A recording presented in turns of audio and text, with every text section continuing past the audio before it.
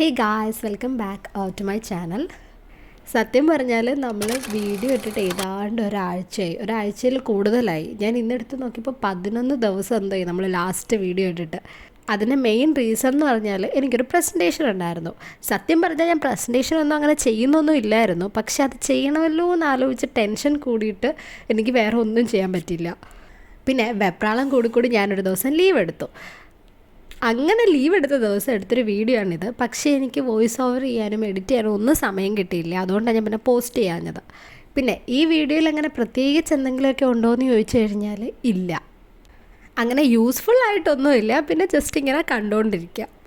പിന്നെ എന്തായാലും ലീവ് എടുത്ത ദിവസമാണ്, എന്തെങ്കിലും ചെയ്യാമെന്നൊക്കെ വിചാരിച്ച് ഞാൻ വണ്ടി കഴുകി. അതിൻ്റെ കാരണമെന്ന് പറഞ്ഞാൽ എൻ്റെ ഓഫീസിലൊരു സുജേൻ്റെ ഉണ്ട്. അപ്പോൾ സുജേൻ്റെ എന്നോട് ഇന്ന് ഈ വണ്ടിയും കൊണ്ട് ഇല്ലുമ്പോൾ പറയുമ്പോൾ വല്ലപ്പോഴും ഒന്ന് കഴുകടയെന്ന്. അങ്ങനെ ഇതിൽ മൊത്തം ഒഴുക്കായിരുന്നു. അങ്ങനെ വിചാരിച്ചു ഞാൻ പിന്നെ വണ്ടിയൊക്കെ കഴുകാം, അങ്ങനെ അതൊക്കെ ഒന്ന് വീഡിയോ എടുക്കാമെന്ന് വിചാരിച്ചു.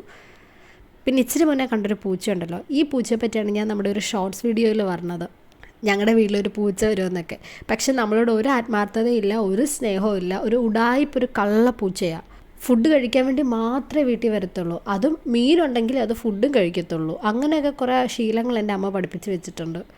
പിന്നെ വണ്ടിയൊക്കെ കഴിഞ്ഞിട്ട് ഞാൻ വെച്ചൊന്ന് ഫ്രഷ് ആയിട്ടിരുന്ന് പ്രസൻറ്റേഷൻ ചെയ്യാം, ഒന്ന് സ്റ്റാർട്ട് ചെയ്ത് വെക്കാമെന്നൊക്കെ. പക്ഷേ അത് വലുതായിട്ട് അങ്ങ് പുരോഗമിച്ചില്ല. കാരണം എനിക്കിത് ഹോസ്പിറ്റലിൽ പോകണമായിരുന്നു. ഞാൻ മെയിനായിട്ട് ലീവ് എടുത്തത് സത്യം പറഞ്ഞാൽ ഹോസ്പിറ്റലിൽ പോകാൻ വേണ്ടിയിട്ടാണ്. എനിക്ക് ഒരു ശ്വാസം മുട്ടലും ഇപ്പോഴും ഉണ്ട്, ഒരു തുമ്മലും ഒക്കെ. ഈ ഡസ്റ്റ് അലർജി കാരണം ഉണ്ടായതാണ്. പിന്നെ എൻ്റെ ടോപ്പിക് എന്താണെന്ന് പറയുക പ്രസൻറ്റേഷനിൽ ബിസിനസ് ഇൻക്യുബേറ്റേഴ്സ്. ഞാൻ കോളേജിൽ പഠിക്കുമ്പോൾ ഞങ്ങളുടെ കോളേജിൽ ഒരു ഇൻക്യുബേറ്റർ ഉണ്ടായിരുന്നു. അന്ന് ആ പരിസരത്തോട്ട് പോലും പോകത്തില്ലായിരുന്നു, കാരണം നമുക്ക് അത്ര ഐഡിയ ഒന്നുമില്ല. പക്ഷേ അതുകൊണ്ട് ഉപകാരം ഉണ്ടായത് ഞാൻ ഓഫീസിൽ വന്നപ്പോഴാണ്. ഒരു പ്രസൻറ്റേഷൻ ടോപ്പിക് എടുക്കാൻ പറഞ്ഞപ്പോൾ എനിക്ക് പെട്ടെന്ന് അത് ഓർമ്മ വന്ന് അങ്ങനെ എടുത്തതാണ്. അതൊക്കെ കഴിഞ്ഞിട്ട് പിന്നെ വൈകുന്നേരം ഞാൻ വെച്ചൊരു ക്രാഫ്റ്റ് വീഡിയോ ഒക്കെ ചെയ്യാമെന്ന്. കാരണം നമ്മളൊരു വീഡിയോ ഇടുമ്പോൾ ചുമ്മാ ഇങ്ങനെ കുറേ എന്തെങ്കിലുമൊക്കെ ഇട്ടിട്ട് കാര്യമില്ലല്ലോ, എന്തെങ്കിലും യൂസ്ഫുൾ ആയിട്ട് ഇടാമെന്ന് വിചാരിച്ചിട്ട് ഞാൻ ഒരു ഡസ്റ്റ്ബിൻ ഉണ്ടാക്കാൻ, ഒരു ക്യൂട്ടായിട്ടുള്ള ഡസ്റ്റ്ബിൻ ഉണ്ടാക്കാമെന്നൊക്കെ വിചാരിച്ചു. ഇതിപ്പം യൂട്യൂബിലൊക്കെ ട്രെൻഡിങ്, എല്ലാവരും ഉണ്ടാക്കുന്നുണ്ട്. പിന്നെ നമ്മൾ ആദ്യം കാണിച്ചില്ലേ ഫോണിലൊരു വീഡിയോ, ആ ചാനലിൽ നോക്കിയിട്ടാണ് ഉണ്ടാക്കിയത്. പക്ഷേ എന്ത് സംഭവിച്ചെന്നറിയത്തില്ല, ഞാനത് കവർ ചെയ്യുമ്പോഴൊക്കെ അതിൻ്റെ യന്ത്രത്തിൻ്റെ പ്രവർത്തനം വളരെ പ്രോപ്പറായിട്ട് നടക്കുന്നുണ്ടായിരുന്നു. പക്ഷേ അവസാനം ഞാൻ ക്യൂട്ട്നെസ്സിന് വേണ്ടി 2 സ്റ്റിക്കർ ഒട്ടിച്ചതിന് ശേഷം ആ പ്രവർത്തനം വൃത്തിയായിട്ട് നടന്നില്ല. ഡസ്റ്റ്ബിന്നകത്തിൽ വേസ്റ്റ് ഇടാനായിട്ട് ഡസ്റ്റ്ബിൻ പൊങ്ങുന്നില്ല, ഡസ്റ്റ്ബിൻ്റെ അടപ്പ് പൊങ്ങുന്നില്ല, അങ്ങനത്തെ ഒരു അവസ്ഥയായിരുന്നു. ഞാൻ 2-3 വട്ടം അത് അഴിച്ച് പണിയാനൊക്കെ നോക്കി, പക്ഷേ അങ്ങോട്ട് സക്സസ്ഫുൾ ആയില്ല. എന്തായാലും സംഭവം ഫ്ലോപ്പ് ആയെങ്കിലും ഞാൻ ജസ്റ്റ് എങ്ങനെ ഉണ്ടാക്കിയതെന്ന് പറഞ്ഞുതരാം. ഞാൻ ആദ്യം 2 കപ്പ് എടുത്തു. എന്നിട്ട് ഒരു ബ്രൗൺ കളറിലെ ക്രാഫ്റ്റ് പേപ്പർ ഇട്ട് ആ കപ്പ് ഒന്ന് പൊതിഞ്ഞെടുത്തു.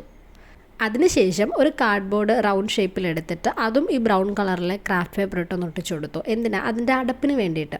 സംഭവം തുടങ്ങിയപ്പോൾ തന്നെ ചെറുതായിട്ടൊന്ന് ഫ്ലോപ്പായി. ഞാൻ ആ കവർ ചെയ്യാൻ വേണ്ടിയിട്ട് എടുത്ത ഇതില്ലേ, അതിൻ്റെ നീളം തികഞ്ഞില്ല. പിന്നെ ഞാൻ വേറെ ഒരു ക്രാഫ്റ്റ് പേപ്പർ എടുത്തിട്ട് സെയിം കളർ തന്നെ എടുത്തിട്ട് പിന്നെ ചെയ്തത്. അപ്പോഴേ ഈ പരിപാടി അങ്ങ് നിർത്തിയിരുന്നെങ്കിൽ ഇത്രയും സമയം എൻ്റെ പോത്തില്ലായിരുന്നു. അത് കഴിഞ്ഞിട്ട് ഞാൻ 2 ഐസ്ക്രീം സ്റ്റിക്ക് എടുത്തു. എന്നിട്ട് ഒരെണ്ണം ഞാൻ ഒടിച്ചിട്ടൊരു ചെറിയ പീസാക്കി. എന്നിട്ട് ആ വലിയ ഐസ്ക്രീം സ്റ്റിക്കിൻ്റെ മണ്ടയ്ക്കോട്ട് ചെറുത് ഗ്ലൂ ഗൺ വെച്ച് ഒട്ടിച്ചു കൊടുത്തു. എന്നിട്ട് നമ്മുടെ കപ്പില്ലേ, അതിനകത്തിലൊരു ഹോള്, നീളത്തിലൊരു ഹോൾ ഇട്ടിട്ട് അതിനകത്തിലോട്ട് ഈ ഐസ്ക്രീം സ്റ്റിക്ക് നമ്മൾ ഉണ്ടാക്കിയ സാധനമുണ്ടല്ലോ അത് വെച്ച് കൊടുത്തു. അതിനുശേഷം നമ്മൾ വേറെ ഒരു കപ്പ് എടുത്തിട്ട് അതിൻ്റെ ലെങ്ത് ഒന്ന് കുറച്ചിട്ട് നമ്മൾ കവർ ചെയ്തെടുത്തൊരു കപ്പില്ലേ അതിനകത്തിലോട്ട് വെച്ച് കൊടുത്തു.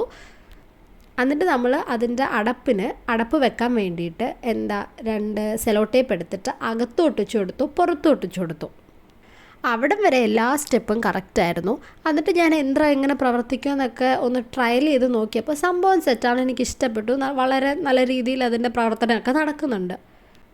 പക്ഷേ എവിടെ പാളിപ്പോയെന്ന് എനിക്ക് ഇപ്പോഴും അറിയത്തില്ല. ഞാൻ ക്യൂട്ട്നെസ്സിന് വേണ്ടിയിട്ട് 2 സ്റ്റിക്കർ ഒട്ടിച്ചു കൊടുത്തു. പക്ഷേ സ്റ്റിക്കർ ഒട്ടിക്കുന്നതും ഇതിൻ്റെ പ്രവർത്തനവും തമ്മിൽ എന്തോ ബന്ധമെന്ന് എനിക്കറിയത്തില്ല. ഈ സാധനം വർക്കായില്ല. ഞാനത് 2-3 വട്ടം അഴിച്ചു വേണതു. പക്ഷേ 3ാമത്തെ വട്ടം അഴിച്ചു വേണതപ്പോൾ എൻ്റെ ഐസ്ക്രീം സ്റ്റിക്ക് കപ്പിൻ്റെ ഉള്ളിലോട്ടായി പോയി. പിന്നെ എനിക്കത് എടുക്കാൻ പറ്റിയില്ല. പിന്നെ ഞാൻ പരിപാടി അവിടെ ഡ്രോപ്പ് ചെയ്തു. അതുകൊണ്ട് ഇത് ആർക്കെങ്കിലും ഉണ്ടാക്കണമെങ്കിൽ വേറെ ഒരു വീഡിയോ നോക്കി ഉണ്ടാക്കുക. എന്തായാലും ഇത്രയൊക്കെ ഉള്ളൂ.